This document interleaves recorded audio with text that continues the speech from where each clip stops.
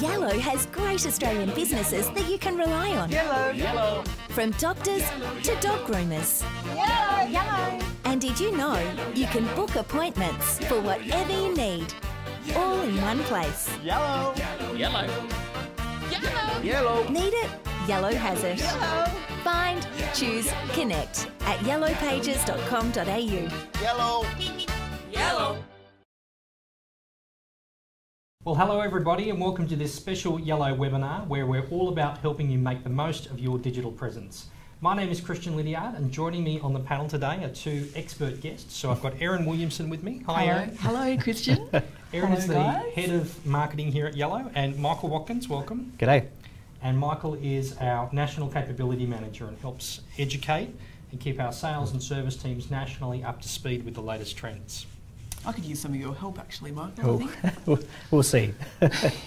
So guys, we're going to talk about a number of things today. So let's cover off some of the topics. So we're going to talk about where are we now, some of the big companies and trends, the best place to start, and of course, some takeaway tips. So it's all about helping you identify one or two opportunities that you can implement within your business. Yep. So let's get into it. The first topic, of course, is where are we now? And I'm going to put something on the screen here. When was the last time you used one of these, Erin? A lady never reveals her age, Christian, but I put that roughly at about 20 years ago. So this is, of course, a cassette tape. The cassette tape was created in Belgium, developed by Philips, and it was released in 1962. It was originally a blank recording device. So you might remember making mixtapes back in the 80s. Bit of sticky tape over the top. Yes, I was doing that as well. But of course, what's very interesting was that this was the first time that music actually became mobile and people sort of could take music with them. Now, if we jump forward to today, Michael, we're very much in an era of here today, gone tomorrow.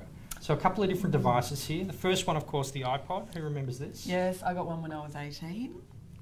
And little did I know that within a couple of years it would be in a desk drawer doing nothing. Yeah, I think most people probably still have one of these at home, right? And there are a few different types as well. There was the ones which were the big ones, and the heavy ones, the little mini ones, the ones that didn't have a screen. Yeah. Yeah. You know, it was pretty amazing technology at the time. So this was released in 2001. Then, of course, in the middle there we have the Apple iPhone, which is how many years old? 10. Testing us, Christian. 10, that's 10? X. I've got the X. years old now, right? Yeah. And of course, this was the first time that we then actually had a computer in our pocket. So not only did we have music, but we had a device that was literally more powerful than the computers that put the first spacecraft on the moon, which is Very staggering. scary. And it essentially made the iPods redundant in that instant. Yeah, they did. And then the third one that we've got on the screen is, of course, a representation of iCloud, which was developed in 2011. And no longer were we storing even music and files on our devices, but we were streaming them from the cloud. I remember how hard it used to be. So if you want to download a song, you would have to, if you wanted to do it for free, you get onto this dodgy website. Sometimes you'd download something and it wouldn't necessarily be the right file. It might be corrupted. But now, you've got Spotify, you've got Apple iTunes. I sign up to Spotify. And there's so many ways. And I think, the reason I share this story is what people are doing hasn't actually changed. So in this scenario, people are really just listening to and enjoying music. But the way in which we consume that today is changing at such a rapid pace. And the reality is the whole world is embracing this. I think the key here too is you look back to the cassette and it felt like ages when you had the cassette and there was nothing else. But then bang, bang, bang, all of these things are happening really fast now and in close succession. It makes you wonder what's next. I want to show you a photo, guys. So we'll get that queued up. So this is a picture of St. Peter's Square. This was 2005. Either of you been to Rome? No. Yes, I have actually. I tried to get into the Vatican, but I ended up going the wrong way and ended up around the back. So I've seen the back of the Vatican. Well, this of course is a large crowd gathered in 2005, and there must have been a special ceremony at the time. But I want to jump forward only 8 years to 2013, and this is what it looked like now. Wow. It's pretty obvious there, isn't it? I think it shows just how quickly like technology is being embraced, and just how quick that shift has gone. And if you've ever been to a concert recently, you see this, right? Yeah, everyone has their device with them, has their phone with them, their light on. Yep, it's all a part of it. Even my mum got into the act, actually. We saw Paul McCartney recently and she had her phone up, you know. I don't think she had the focus right, she probably couldn't see much, but she was in there giving it a go. Yeah. Now, if we think about marketing and advertising, the journey used to be very simple. So we'll put on some screens some simple illustrations, but, you know, we went back just only 10 years ago. You could have an ad in the newspaper, your yellow pages, a business card, maybe an open sign, and your phone would ring. It was that simple. Yep.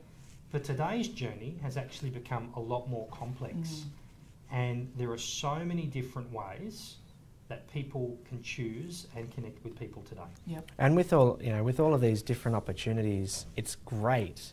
But the question always comes back to what's working and what's not, what's best and what's not, what should I do now or what should I do next as well. A good place to start, of course, is we're looking at some of the biggest companies and the biggest trends. So we might jump into that now. Michael, there's probably 4 big players that small businesses here in Australia need to be aware of. Let's cover off each one of those. So the first one, of course, is Google. Yeah, so just like an African safari, these are really the big 4. So we look at Google. Google owns search. Google is still the lion's share of all advertising revenue. It's worth about $3.5 billion in Australia alone. Facebook wants to compete with Google. So Facebook isn't just about social media communities anymore. They're on the stock market. They need to get return on investment, and they're serving ads. So a huge opportunity in that one alone. There's a saying in marketing, and I love this saying, so I share it frequently, right? So if something's free, you're the product being sold. Yes. That's really true. And I suppose, you know, what Facebook are doing now, they have just got so much data and so much knowledge on all of their users, and they're using that to attract advertisers so that the ads are very, very targeted. Now, as a consumer, you know, you've got to be aware of these things, but as an advertiser, that represents a really great opportunity for even the smallest business. Yeah, definitely. Michael, Microsoft, I think is, and I refer to them as the sleeping giant, right? So they're a bigger player when it comes to advertising than people often think about. If you think about your own experience in your business, there's a very good chance you've used a Microsoft product in the last 3 or 4 hours. So it could be Word, PowerPoint, Excel, or Outlook. It's definitely one that we watch really closely. In the States, they sit around about 30% market share on search alone, which is interesting because they haven't quite hit that here. But when you talk about the sleepiness of them, absolutely. They're across most devices, they're across most software, and one of the things that we're really looking forward to keeping an eye on is where they're going to with automation and where they're going through with artificial intelligence as well. So definitely one that we keep our eye on very closely, and one where it's often a missed opportunity for customers of ours to leverage to interact with consumers. And of course, Microsoft also owns LinkedIn, right, which is a very popular social media platform, particularly for professionals. Well, it's great for B2B. So, you know, obviously here at Yellow, we market to both consumers and to our advertisers, and we find that, you know, communicating directly on LinkedIn allows you to get people that are in their professional mindset, rather than, you know, on Facebook where they might be relaxing. Yeah. Yeah, it's a good point. Now, we put Yellow in the Big 4. Of course, this is a Yellow webinar, and we are sitting here in the Yellow head office. And we're proudly Yellow. We're proudly Yellow. We may be a little biased, but why do we put Yellow into the mix, Michael? Well, the big piece about Yellow is about the presence and the reach of our network. So the Yellow network includes a lot of different elements across a lot of different channels. At Yellow, we're really about making sure that we can help your business not only be found, but helping consumers choose you more often, and even more so as we progress, helping match you with the right customers that are going to deliver the right outcomes for your business. So they're the big 4 companies to be aware of. Let's talk about 3 really big consumer trends now. So consumers are changing in a really rapid way. So the first one we've got there is mobility. So Erin, this is all about just having 24-hour 7-day-week access. How important is smartphones now? Oh, look, it absolutely is, and it has made certainly some of our advertising a little bit more complex. So you need to make sure that the ads that you're doing online are mobile optimised, that your website is mobile friendly. You can't just set up a website, say 5 years ago you built a website, that's probably not going to be good enough today. And the other thing is that Google will reward you for having a mobile friendly website. So I think, you know, everyone sort of needs to take stock of what they've got if it's older than a couple of years. Yeah, for sure. Now, robotics and machine-based learning and artificial intelligence, you know, quite a fair bit in the news and the media over the last few months. Have you seen Terminator? Just like to remind I remember Which one's the favourite? RoboCop. So Terminator 2. I can't believe my parents let me watch RoboCop. I was very young, but anyways, this trend is really about the Internet of Things as a whole, and I think one of the key parts here is it sounds really complex, but it's not. We remember probably a decade ago, people were talking about toasters connected to the internet and fridges connected to the internet. Those things were happening, but now we're at a point where it's actually working, and because people are using it more, it gives us more opportunities to do more with it. It's a little bit simpler now to connect to people through internet connected devices. And this is going to make it more convenient for consumers to connect with business, right? So a good example that I like to share is around Netflix. So Netflix, of course, is a TV streaming service, but they have machine-based learning in their system, which means they start to learn about what you're doing at certain times of the day to make recommendations, right? And that's, you know, that's it at its simplest form. I mean, you might also know when you jump on Facebook that suddenly something incredibly relevant to you comes up. If you've just got engaged, then it might be, you know, wedding preparations and that type of thing. So that's, again, that machine-based learning and all of that data being fed back into the system to give you really relevant content.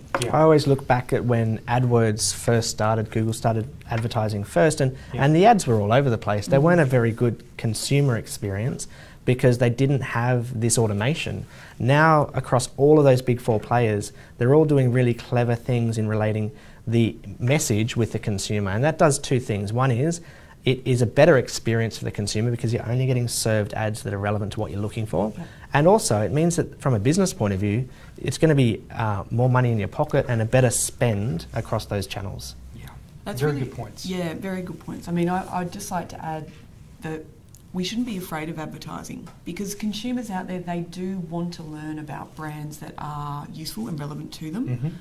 It's not like the old days where you didn't have choice or control. Nowadays you choose what platform you're on, and that all of the ads coming to you are so relevant and targeted is kind of a value add. Yeah. Now the third big consumer trend is natural language search, and I think this is one that's really going to shake things up. We're probably a little bit behind in the States as to what's going on there. But this is an area, Michael, that's expanding at a rapid rate, right? So how much search is now happening via natural language search? Natural language search is happening not just in search, but in SEO techniques, in the way you develop content for your website. And it all comes down to a more humanistic approach to what you're looking for. So give us an example, Michael, because we use that term a bit, but some of our viewers might not have come across that term. I think under the Christmas tree for a lot of people this year would have been probably a Google Home device. So, OK Google, tell me about my day. OK Google, tell me where I can find a pizza shop.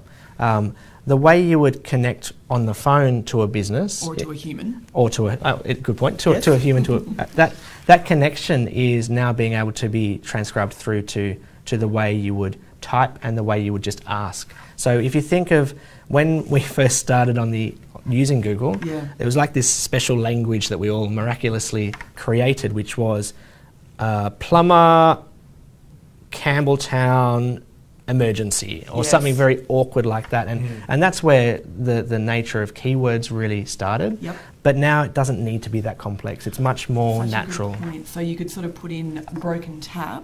How do I fix my leaky tap? Like that. Who's best to help me fix my leak? Who's available now? Where can I find someone who's cheap? All of these different options, just much more conversational to your point. I like that you can even just say, you know, I need some food near me, or food what's for dinner, and it'll make a recommendation. Yeah. We're going to take a look at a very short video that helps illustrate this now.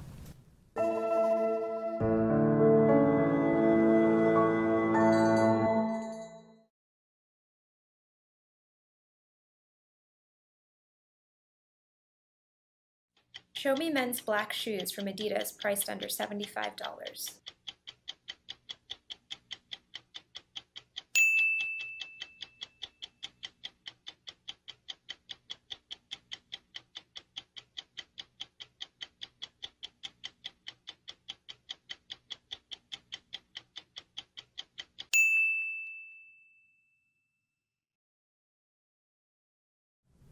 I think that's very clear from that example, just how efficient this sort of natural language search and just talking to a device is going to be for us all. Yeah, it's simply speed. Erin made a point, a rather nice point about mobile earlier, but Google's not that nice. You get penalised if you're too slow, and I think that example on how can you just get the answer to your customer easier and quicker, and a lot of that trick is around natural language. Definitely. So let's talk about getting your business on board.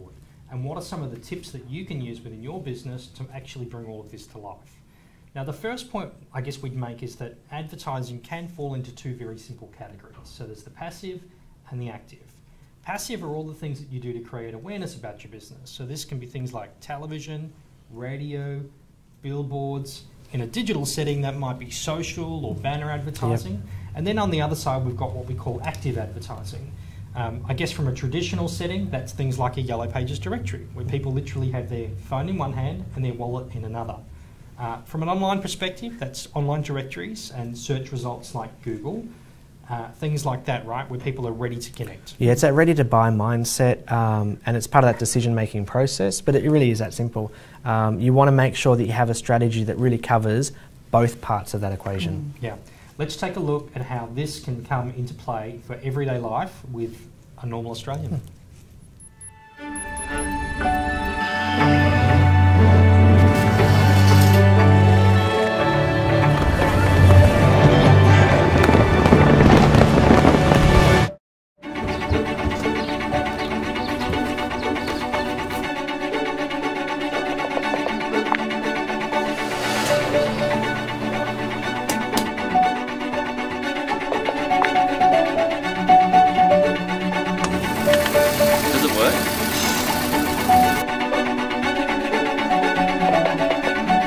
People ask us all the time, how do I get into working?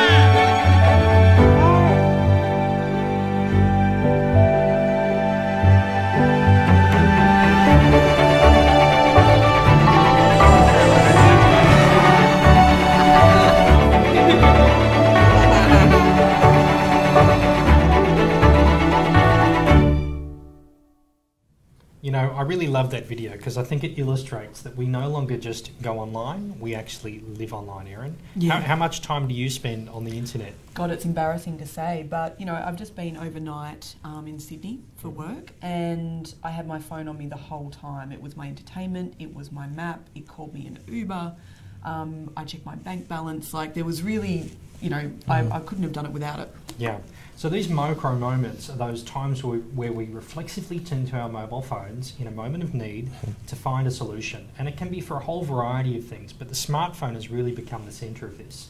In fact, the average Australian, and this stat's actually a few years old, uses their smartphone more than 150 times a day. So what are some of the micro moments that people should think through, Michael? Well, I think the key here is around, we've changed, and we historically used to be more linear with our decisions. So if we're looking for something, we would sit down in front of the computer or sit down in front of the phone book or sit down in front of the newspaper and read a catalogue and then pick up the phone and make a decision to go there. But now, with us all being time poor, we can start and stop that decision. We might get caught up with the kids, we might get caught up with work, and then come back in the evening and then carry on. So with these different micro moments, it's all little different pieces of the puzzle that come together. So I often wake up in the morning to my alarm clock being my phone, and so one of the first things I'll do, if there's anything I need to do that day, I'll do a search straight away or check it out on social, but I might not actually act on that task until the evening when I've come back from work. Yeah. And I think that's the key with micro moments. It's be in front of your customers when they're making those little parts of that decision, and don't miss out on those parts. Yeah, and all of those micro moments add up to literally trillions of searches that now happen on Google every day. So the challenge for small business, and I guess the trick, is to make sure that you can appear in those different moments and to start to think through what people might be looking for long before they actually do a transaction with your business. Yeah, and a good example of that is that research mindset. Like, before, you didn't have access to the information, so now before you make a decision, you'll go and try and help yourself make that decision before you speak to someone more often. And I always use the example of when I bought my last plasma screen at Myer, and I'd go in and I'd look at the big wall of TVs, and the guy would have a big conversation about the best. But nowadays, when you rock up to buy a plasma screen, you know the make, the model, the price, and the reviews, all of that. Door, absolutely. So it's just a part of that ability that we all have now when we're making informed decisions. So what that means for businesses, you need to not just think about what makes your product good, but what are the questions that your customers will have when they're going through that process. Yeah. So of those trillions of searches that happen on Google, more than half of them actually happen on a smartphone. So everyone needs to know that for lots of consumers today, the smartphone is not only the first screen they use, for many it's the only screen they use, right? Absolutely. Well, we don't even have a laptop at home. So my laptop stays at work, and then over the weekends or at night, we just run off our smartphones. It's staggering. So who uses smartphones? 73% of all adults, and 91% when it's the 18 to 29-year-old sort of age bracket. That'd be me. Pretty much all of them. Yeah, pretty much all of them. Now here's some of the scary stats, right? And the stuff that I guess we are passionate about and we like to help small businesses with, and that's around websites and small businesses. So only 61% of small to medium enterprise in Australia actually have a website. Yeah, that's kind of freaky in this day and age. It is. I mean, I think to your point, it's a little bit about being in it to win it. You've got to have that online presence, and it's a major. It really helps build trust with the customer. If they can find you online and see that you're a legitimate presence, then that's a really good foundation. Yeah, Aaron, I think that's the key to it. When we first started doing websites decades ago, it was really just about a brochure. But now your website is your online identity. So it needs to include everything about how you're going to interact with your customers so they can help make that decision. Because if you don't have one, they're not going to think you're a legitimate business. Well, you're out of the game, right? And it is scary that of the 61%, only 43% of those are actually mobile optimised or mobile friendly. And, you know, just to sort of play that out, what that means is that Google will be penalising those websites. So you're not appearing as high up in the searches as you naturally could. And even, you know, I think this is a really good opportunity. And as the head of marketing here, I certainly reach out to help, and I've got sort of specialists that help me. This is a really good opportunity to have a chat to one of the Yellow Fellows. How do you Yellow Fellows. Yellow Fellows. Because a simple chat can sort of really put you in the right direction. Yeah, for sure. So today's consumer really is all about immediacy. They have higher expectations. That means if they can't find the answers to the things that matter most to them quickly, they'll actually leave and find somebody else. Yep. And they're loyal to their needs over anything else. So traditionally, we were very, very loyal to trusted people. Maybe it was who our parents or our grandparents recommended. But today, the modern consumer is all about finding things quick and simply. And if you're not there, they will go somewhere else. All right, so let's move on to some takeaway tips in closing up. That's my favourite bit. So the first one, of course, is the website. It's a must-have. Michael, what are some of your top tips? Bang on, it's on 24/7, so it's going to be your hardest working employee for you if you do it properly. Don't overcomplicate website because it does build that credibility. And it has you always at your best. I think that's a really missed opportunity for a lot of businesses who might have websites that are really old. Refresh it, make it simple, get it mobile, get back on page 1 so you're not invisible. And they're my tips for a website. All right, a few more very basic things that people absolutely like, almost like a checklist, right? So It has to be mobile first. Yes. So that means that the content isn't slimmed down. Mm-hmm. Whatever content you can find on a desktop version needs to be there for a mobile version. And again, just to add to that, so if you've ever been to a website on your mobile phone and you have to kind of scroll sideways and the text is really small, that's an example of a website that isn't mobile optimized. Yeah, so I call it the thumb-friendly test. Oh, that sounds So interesting. if you have to pinch and zoom, well then your website's probably not right. You're doomed. And Yep. you can talk to one of your yellow advisors about how you can just check your website to begin with. Focus on conversions. This is such a big one, Michael. You know, we have a bit of a rule around 2 seconds, 2 clicks. The other thing is most small businesses that we talk to still think the phone number is the most important, and it is. So don't hide your phone number, right? Oh, that's No. so true, because the Contact Us page is usually you've got home, you've got about us, all this wonderful stuff. Yep. Contact Us is right at the end and it's buried. So, you know, if that's the most important way that your customers get in touch, Yep. make sure it's front and centre. Yeah, put in every one of those moments. And the last point that you've got on screen is about measure everything. So linking those two together, a website should be performing for you. It's meant to achieve your business objectives. And the benefit of anything digital is there's ways we can measure it, so we can help let you know what parts are working and what parts aren't. Great. Now, Michael, in terms of yellow and having people covered, directories do play a really important role in the way people's presence is being found on the internet. So that's, of course, through the organic results in Google, where we have an enormous amount of appearances. I think it's something like 53 million pages that Yellow has indexed. I checked that stat just last week, actually. That's a lot. So on the screen, Michael, we'll put a few numbers, but we'll just pick a few out, right? So 60% of people actually access yellow.com on a smartphone. Yes. Yeah, we get a really, really good recall too on our click-to-calls because our numbers are very accessible and it makes it easy for our consumers to connect with our businesses that we support. But the other thing to think of with the Yellow network is it's your location details mixed in with good quality conversion stuff as well. So it allows you to focus on the products and services that you sell and really wraps into your whole digital presence. It's important to your website's SEO as an example. Now, a few other stats there, right? So there is something like 1.08 million clicks to call. So you mentioned mobile before. That's a staggering number, right? So that means that when people visit yellow.com on their smartphone, 1 in 4 actually go on to click and connect straight away. And it's one of the highest conversion rates that I've seen across all channels. And I think part of the reason is just because of the mindset of the people. When you're on Yellow, you're there for action as well. So you're there for purpose, and then you want to connect with whoever you find. Yeah. That's right. I mean, you know, we say very upfront that it's not a place where you would browse, spend a hell of a lot of time like you would on Facebook, wasting hours. When you're there, you're there to make a decision. So the intent is really different. Now, there's 2 other platforms that we should make reference to because they also play a really significant role in helping people rank, particularly organically, and that's TrueLocal, which is owned by and a part of the Yellow Yellow business. family, yep. And Where Is, of course. Yeah, so mapping and TrueLocal reviews, these are all parts that form the integrated digital presence. So one of the things I always recommend is you can't just do one thing digitally. You have to join a few things together to get the coverage you need to connect with your customers. Okay. Let's move on to another topic. So SEO and SEM. Now, these are 2 buzzwords, I guess, that we talk about a lot. So search engine optimization, in its simplest form, is all about being found in the natural rankings organically. It's not being paid for. Or for free. Yes, you're right. So it's the free natural listings. And then SEM is something that we often describe as being like a tap, right? Search engine marketing or AdWords is something that people should use if they need leads literally now.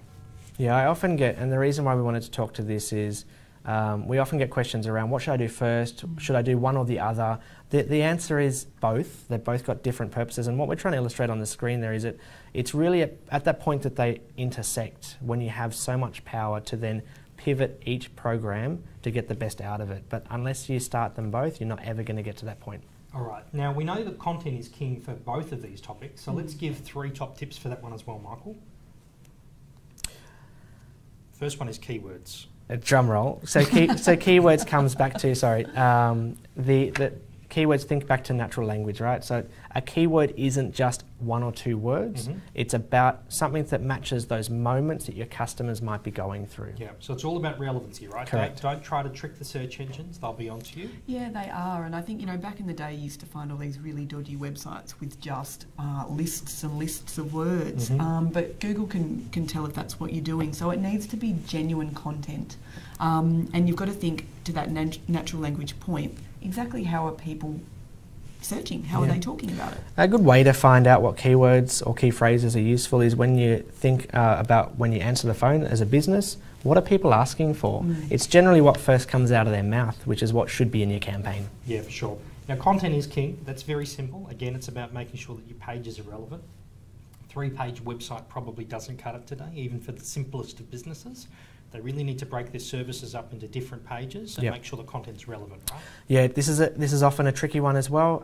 You have to have all the different types of content on your website to meet all of those different needs, but you don't want people to get lost and drowned in content. So navigation and content go hand in hand, but don't just think that you can cut corners and not put some of those big pieces of content somewhere. It's just about how you direct your customers or consumers to the right piece of content at the right time. And Michael, I think, you know, it's probably worth making a special mention about video content here. So as we've sort of mentioned before, Google loves mobile optimized websites. Google also loves video content. And so we're seeing that so many businesses, instead of just images now, are using video content to their benefit. And it doesn't need to be that complicated. But, you know, certainly there's people that can help as well. Definitely. Yep. That's a good opportunity. Let's watch another video now to check out the latest stats on social media. 2017 Census Social Media Report is here. We're more obsessed with liking, swiping and checking in than ever before. It's the visual platforms that have led the growth in usage this year, driven by our obsessions with our smartphones and ourselves. Almost half of us are now posting selfies, and that number rises amongst young people like myself. People are now happy using social media anywhere, even when at lunch with family and friends. In fact, for young people, taking a photo of their food has become just as important as eating the food itself. We decided to speak to an expert about what impact this type of behaviour might be having. Social media is possibly rewiring people's brains, with every like or retweet releasing small doses of dopamine that leave people happy and craving more attention. Anxiety and distress are on the rise among young people, and no doubt social media is having a significant impact as people feel under pressure to compete for attention online. It's also breaking down social norms, with almost 3/4 of young adults now happy to accept friend requests from complete strangers. It's pretty clear social media is now a part of our daily lives, with people using it first thing in the morning, last thing at night and when on the move. In fact, for young people in particular, it's pretty much unavoidable, so you better get used to it.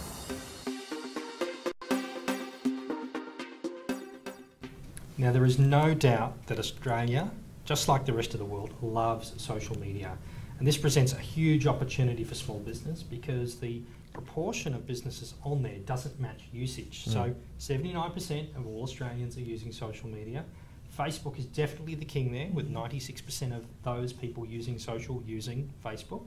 But only 47%, Erin, are on social. Yeah, it's just because it's so easy. It really is, and it's a missed opportunity. And I think also that different demographics are using it. So back in the day, you know, you'd say, well, that's for young people. But I don't know, my mum's getting some great action on Facebook, actually. Yep. Now, a few years ago, I used to own a photo booth business, and one of the best ways we found that we could market our business was through social because of some of those things we talked about before, right?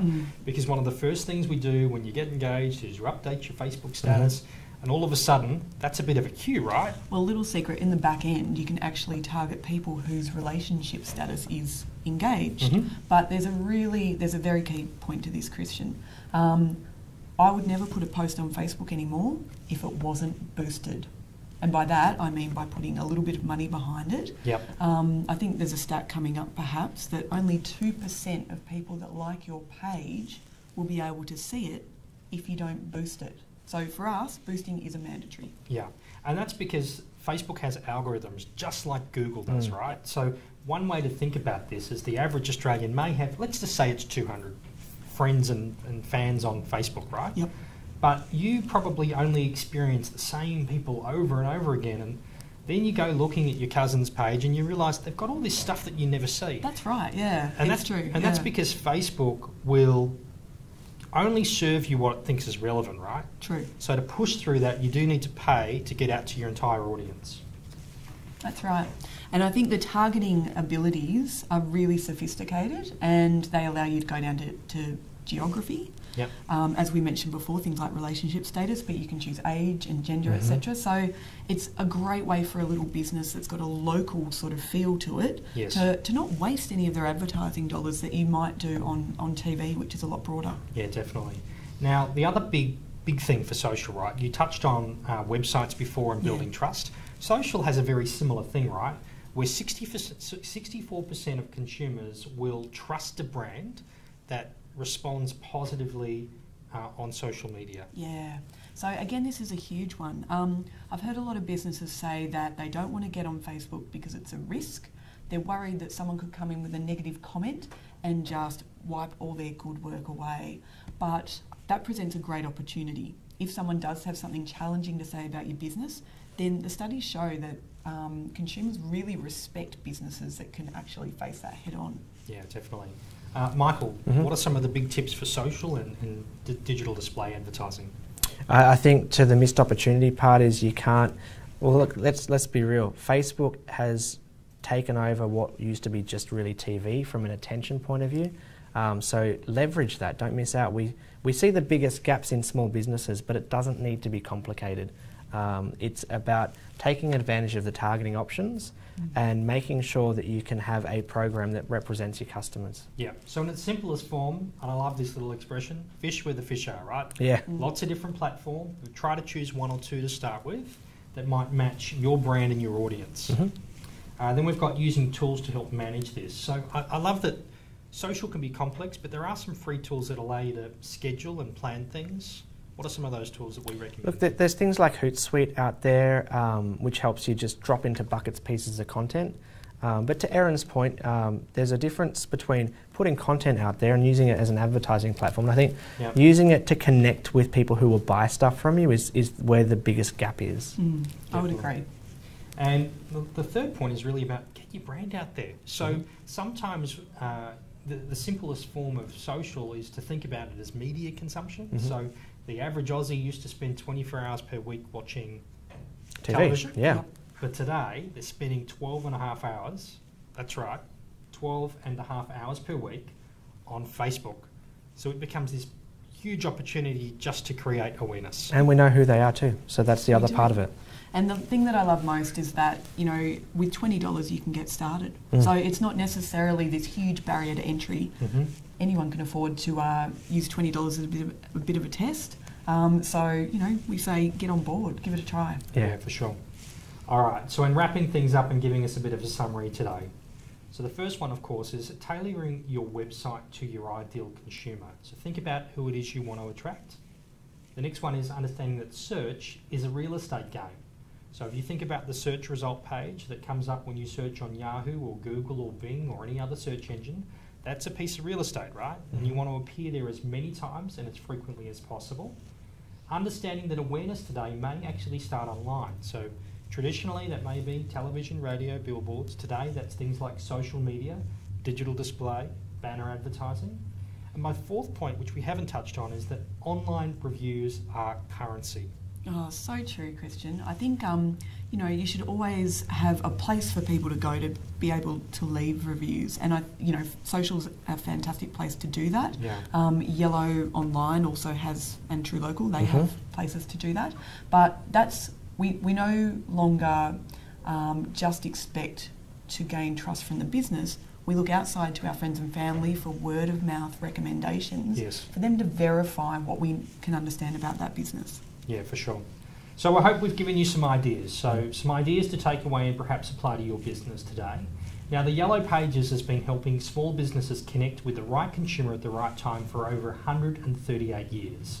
And the team here at Yellow would love to help you with your marketing plans and optimise your program. So please feel free to reach out to us to discuss your needs, your unique circumstances. I think, Michael, it's fair to say that marketing isn't very simple these days. No, but we pride ourselves on helping make it simple for you. So if you tell us what you're looking for, there's lots of different things that we can do to build a package for you. Excellent. Erin, thank you so much for joining us today. Thanks for having me. And Michael as well, thank you for joining us. Thank you. Have a great day. Thank you. Cheers. Yellow. Yellow. Yellow. Yellow has great Australian businesses that you can rely on. Yellow. Yellow. From doctors to dog groomers.